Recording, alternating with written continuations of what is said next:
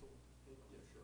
It's one cam, so just take me whenever you like, whatever you feel on it. It should be hopefully close on.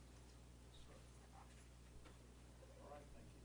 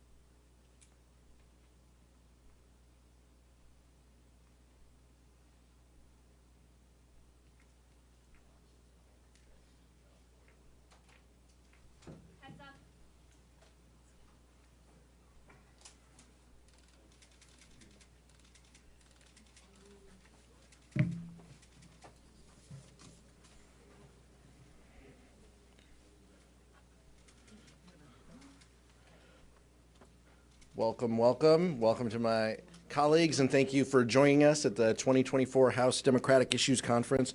We're thrilled to be here in Congresswoman Wexton's district. Jennifer is such an incredible public servant, a fighter, and we're grateful for her hospitality, along with the Virginia delegation, in welcoming us here today.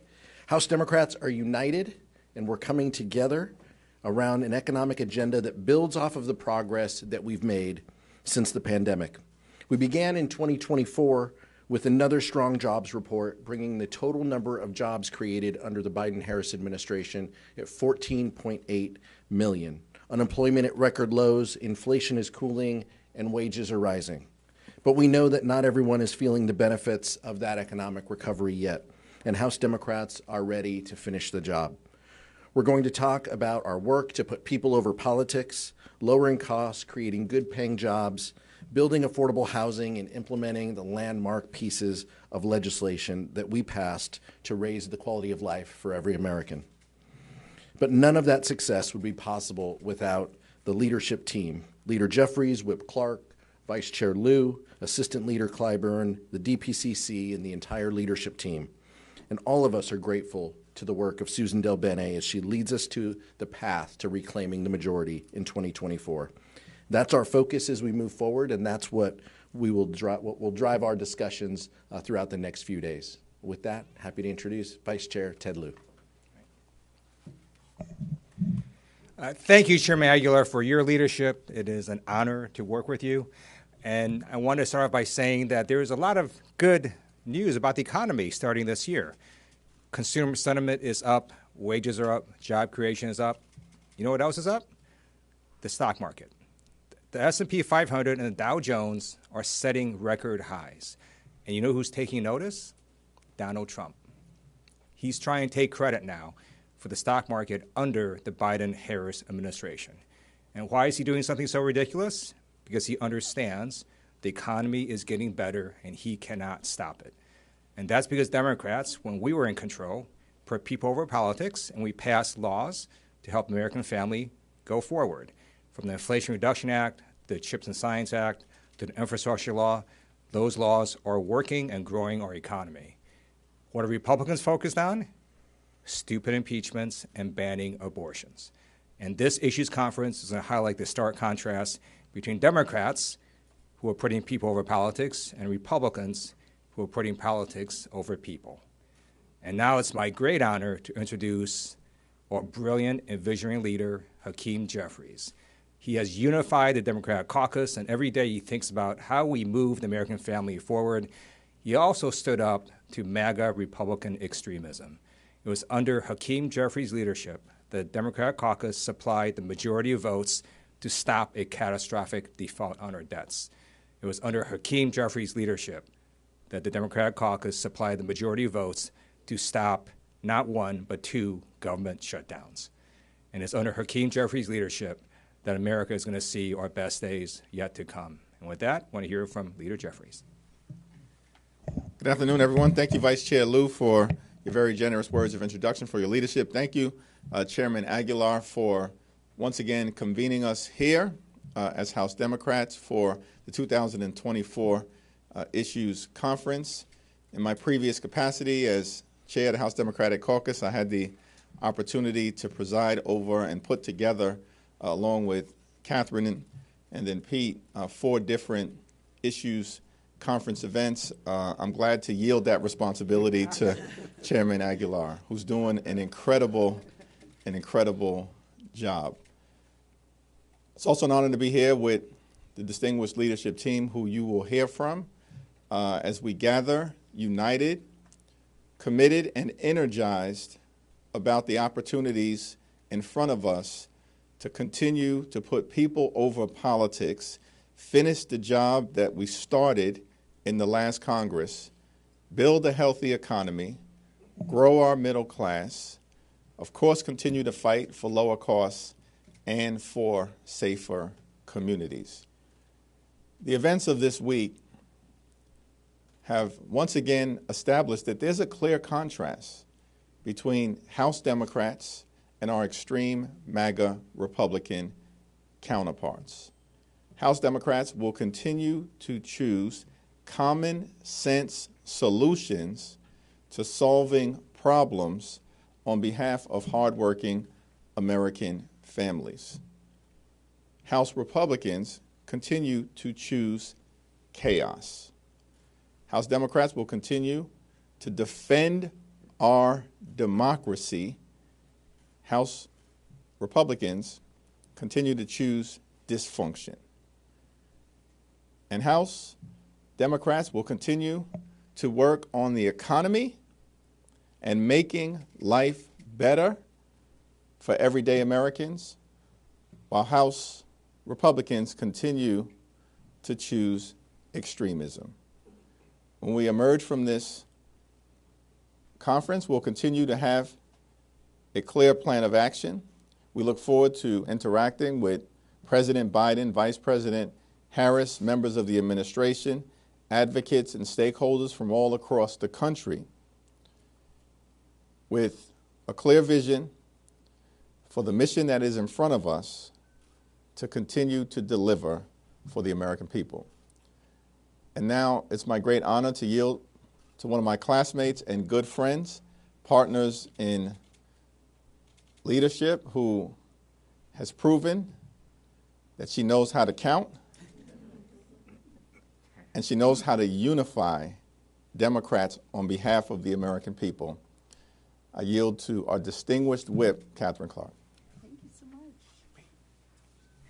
Good afternoon, everyone. It's a pleasure to be here in Virginia, and I want to thank Chairman Aguilar and Vice Chair Lieu for bringing us together, for organizing this conference, giving us the opportunity to collaborate, to strategize, and to mobilize for the year ahead. And I want to thank the entire leadership team, Leader Clyburn, DCCC Chair Joe Neguse, and I will get to Suzan DelBene, our fearless D-Trip Chair, but a special thanks to Leader Jeffries for a year of skilled, steady, strong leadership throughout the MAGA mayhem. And yes, he is teaching me alliteration as we go. 2024 is a new year, but we face the same chaos from the House majority. This MAGA majority has managed to be both the most extreme majority in modern House history and the least productive. In 2023, only 3% of the bills the House majority passed became law. Contrast that to 2022, when Democrats were in the majority and 45% of the bills we passed became law. And it is Democrats who have provided, as Vice Chair Lieu laid out, the majority of votes that avoided a default, avoided 3 GOP shutdowns, passed the National Defense Authorization Act, and lifted 16 million children out of poverty with an expanded child tax credit. Republicans can't count their own votes, so instead they count on us. And they're unable to rally behind anything but extremism. House Democrats are unified because we share values. We share basic core beliefs. We show up for work for the same reason, to do the best by the people who sent us to Washington, to put people over politics, to grow the economy by growing the middle class, to build a country where everyone has a fair shot at success. We have an agenda that aligns with what the American people expect of their elected leaders, building safer communities by getting weapons of war off the street, lowering costs of childcare, healthcare, and housing, and making reproductive freedom the law of the land. And tonight, I am proud to be hosting a session that will be discussing just that. And I hope tomorrow morning you will join us and the women leaders of our caucus on how we will restore reproductive justice and stop the GOP's march to a national abortion ban. Because That's what the American people want. Leaders who will fight for freedom, a Congress that will help President Biden finish the job, not another do-nothing MAGA majority. In 2025, the People's House will get back to work for the American people. And it is a privilege to introduce the woman, the leader, who is going to make it happen, our incredibly talented and tenacious DCCC Chair, Suzan DelBene. Thank you, Katherine, and good afternoon, everyone. It's great to be here with all of you. And thanks to the efforts of the entire House Democratic Caucus, we are well positioned to have the right resources, the candidates, the message, and the momentum to take back the House in November for the American people. The DCCC recently announced an incredibly strong year of fundraising, having outraised the NRCC by $30 million and bringing in a total of $121 million in 2023.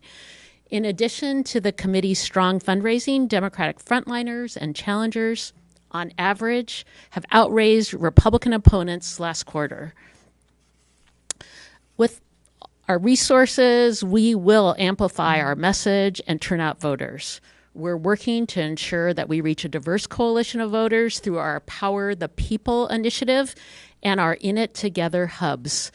These programs represent a $35 million investment to persuade and mobilize communities of color, ensuring that we're strategic and intentional about how we engage voters to combat misinformation.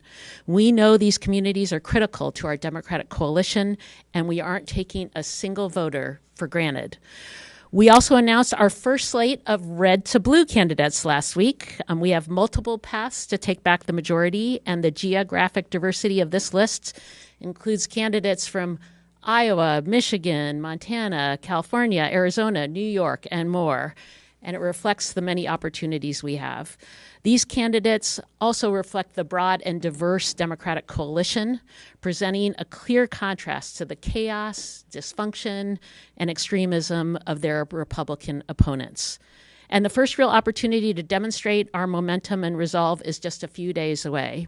The people of New York's 3rd Congressional District deserve responsible leadership and someone they can trust to represent them. Former Representative Tom Suozzi is the perfect fit for the district. He has a proven record of delivering for his community. He's run a very strong campaign in an incredibly short amount of time. We're doing all we can to engage voters and send them back to Congress.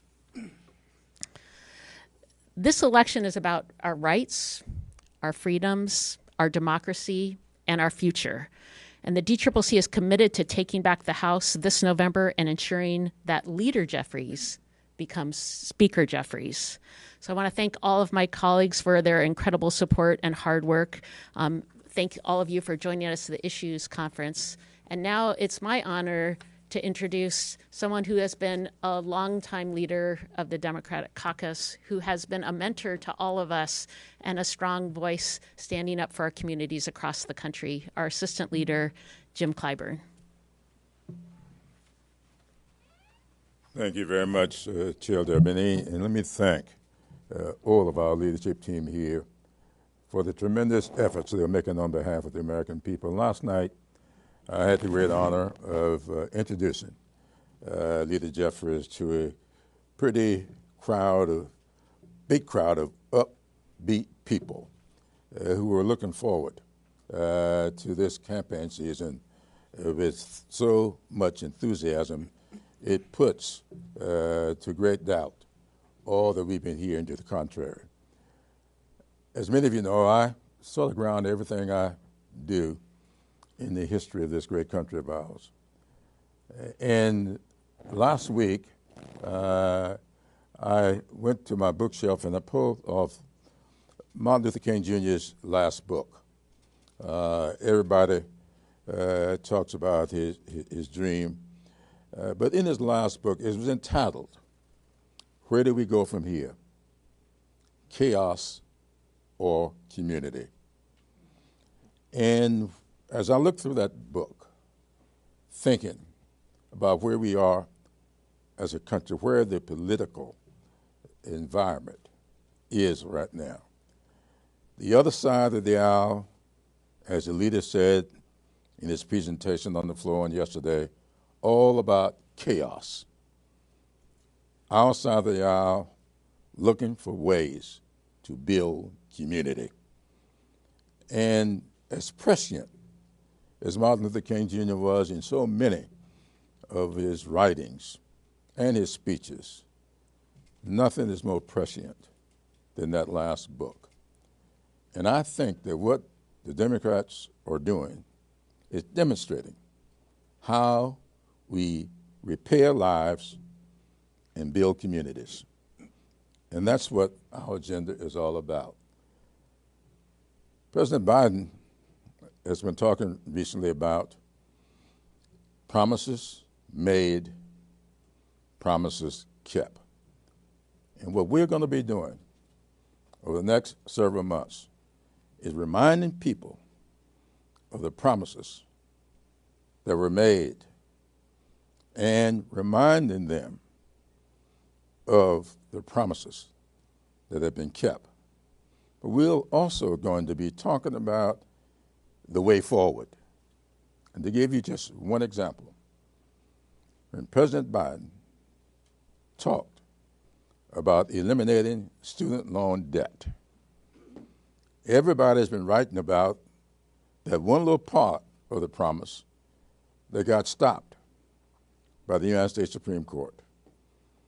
Nobody has been writing until recently about the other 4 parts of the promise that resulted in $137 billion in debt elimination for 3.7 million people.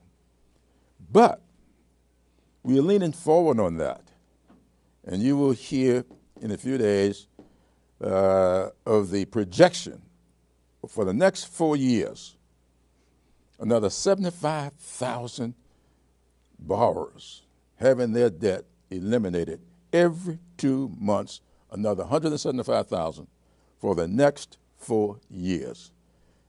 Promises made, promises kept. However, leaning forward as we go off into the future. And with that, let me yield now back to our chair. Thank you so much. Thank you. I could sit and listen to Mr. Clyburn all day, tell some stories. Questions? We saw obviously what happened on the House floor last night with the minorcas impeachment, the Senate border bill that was negotiated, that Republicans said that wasn't enough, and now it looks like that may be dead. Going forward, what is Democrats' message with regard to the border as we head to 2024? Because that has shown up in a lot of polls in these early states as the chief issue on voters' minds. We believe in solving this issue, but we believe in also recognizing that some of the provisions that are being discussed are significant policy changes that are being considered. And so we have stood behind the president's national security supplemental time and time again. We believe that there should be order at the border. We believe that we should surge resources to Customs and Border Patrol, to ICE agents, to immigration judges, to reforming our asylum system to make sure it works for people. Those are the things that we have and continue to stand for. And it says a lot that the Senate backs away from their own deal after saying that this was their top priority, after saying that this was Democrats' responsibility. They negotiated a deal and then within 24 hours backed away from their own deal. And they're doing that right now in real time, backing away from provisions that they themselves negotiated for one reason and one reason only, because they want to because they're doing the bidding of Donald Trump. That's the only reason. And so it's not lost on us what this is about. And we stand ready to work across the aisle. But I'll tell you, no significant immigration and border policy will get done unless it's done in a bipartisan way. And so we look forward to working with our colleagues wherever and whenever we can in order to get that done. Scott? Yeah, a question for Leader Jeffries. I know you speak regularly with the Speaker of the House. Have you spoken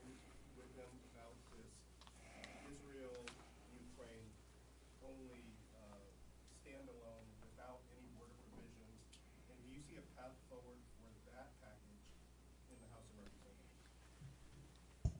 I have not had a conversation with him today, but I expect that we may speak over the next few days. Once we have an understanding as to what happens in the Senate today, but with or without the extreme MAGA Republicans, House Democrats are committed to getting our national security funding priorities over the finish line. It is clear that the time for extreme MAGA Republican political gamesmanship is over. Their my way or the highway approach has gone nowhere. And the only way forward in terms of meeting the national security needs of the American people is to work together in bipartisan fashion to fund Israel, fund Ukraine, fund our allies in the Indo-Pacific region, and provide humanitarian assistance to Palestinian civilians in Gaza who are in harm's way through no fault of their own, and other civilians who are in theaters of war all across the world. That's the only way forward, and we will achieve it if the Republicans abandon the chaos and work together with House Democrats in common sense fashion. Thank you. So I know you mentioned a lot of President Biden's wins, but he still has a 55% disapproval rating. Despite all of these accomplishments that you're saying, why do you think that the majority of Americans are disapproving of his job? Are you worried that he may sink some of your frontliners? Not at all. I mean, and I'm happy to yield to Leader Clyburn and Chair DelBene. Look, we are going to make our case to the American public, and part of this conference is highlighting the steps that we have done, the implementation work on delivering job creation and investments in our community, the dollars that are going out to our communities in the short term as well. It's our responsibility to help talk about that and to amplify that within our communities. But we expect to hear from the Vice President and the President, as well, to make their case with us to work in a coordinated way to make sure that we're meeting the needs of the American people. Mr. Clyburn? Well, I always say the proof is in the pudding. We just saw in the South Carolina primary last week. I saw all the headlines going into that primary. But I also spent a lot of time on the campuses. I have 8 HBCUs in South Carolina. 7 of them are in my district. I'm a graduate of 1. And it's kind of interesting, but the highest percentage that Joe Biden got in South Carolina was in the county with 2 HBCUs and a community college. And he got 98% of the vote in that county. And when I talked to those young people, they were all in for Joe Biden. And I keep hearing that he's lost the youth vote. I keep hearing he's lost the black vote. South Carolina increased black participation in that primary by 30%. And Joe Biden came out of it with 96% of the vote. The proof is in the pudding. I know that most of these headlines come from those people who are pretty proficient at tweeting and whatever else you do. But voters show up for Joe Biden. Question? Just a quick follow-up on that question.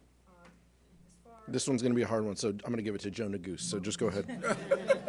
Yeah, no. But just curious though, you still have these polls here. You had President Biden. He had a weaker and solid blue Colorado going into here we are in 2024. Also, there is a concern as to whether or not Mr. Biden can go into these polarized states with your candidates. Will he be traveling very often to help your candidates in these states? Will he be campaigning with your candidates? Is there a concern that he's going to be bringing them down? How often is he going to be campaigning with your candidates, given how polarized the map is right now?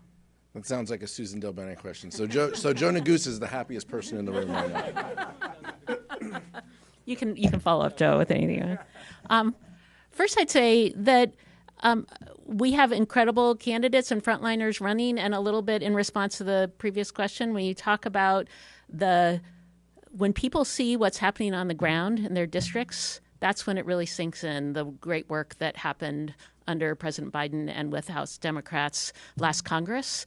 So that's why you see Republicans taking credit for projects where they voted against the funding but seem to be happy to go out there because they know it makes a difference to these communities. And that's what is happening right now. As those dollars roll out, you're seeing those groundbreakings, you're seeing the projects going, and that's having an impact on voters. And they want to see, in our battleground districts, they want to see governance work. They don't want chaos and dysfunction. Now, on the House side, we have many, many different races across the country where we're playing in. They're all uniquely different. Some are in states like California, New York, that are probably not going to be heavily contested on a presidential level. Others will be. So we expect that candidates are going to run campaigns based on what they think is right for their district. And some of those are going to be in areas where you're not going to see others come as much, and some may be. And I think that really depends on the candidates. Each of these districts is very different, and we want them to run the campaigns that they want to see. But we're gonna make sure we support them in whatever way we can and help them to continue to make sure we show the contrast between the great work that Democrats have done and the chaos, extremism, and dysfunction from Republicans. He'll be on the campaign trail with some. I think, like I said, it depends on where they have their map, where they're going. We obviously have focus where we have our kind of battleground and frontline districts. Well, no, I would add, at the risk exactly of hazarding, I would just simply say we've talked a lot about polls. One poll we have not talked about, and we're going to spend some time this afternoon detailing this, is the historic disapproval of this Congress. One has to look, or one is hard to find, rather, any Congress that is as unpopular as this Republican-led Congress in the modern history of our Congress, the most unproductive literally since the Great Depression, the least number of laws passed in 90 years. So the polls that we've seen and the polls that we'll share with our caucus today indicate that the American public is deeply dissatisfied with the way in which Republicans have governed, or lack thereof, over the course of the last 13 months. And the chaos, the confusion, the dysfunction juxtaposed against House Democrats that are putting people over politics, lowering costs, growing the middle class, building safer communities. I think that's a contrast that's going to resonate with the American people, and it's an important story for us to tell. We've got to do more in telling that story with respect to the prior question, and that's what we'll be doing over the course of the next 8 months. Last question. Back. So you have multiple representatives from labor unions here this week, and I was just wondering, what is going to be your message to get the union vote in some swingy districts that are more purple, but that also have, kind of working class constituents who polls indicate might go for Trump? Look, I think our message to the American public, but especially those hard men and women who are working in our labor community, is, judge us by the results, which is exactly what Leader Clyburn said. Judge us by the votes that we have made, the work that we have done, and the dollars that we have put on the streets in our communities, building waterways, tunnels, bridges, roads. All of that infrastructure work is going to be done across the country by hardworking men and women in labor. They are the backbone of our country. They have built our country, and they will continue to, if given the proper investments. And the economic benefit that has for our supply chains, for job creation, for our economies locally, is not lost on any of us. So we are excited about that work ahead. We're excited to make the case and to work hand in hand with our friends in the labor community to tell that story. Thank you so much.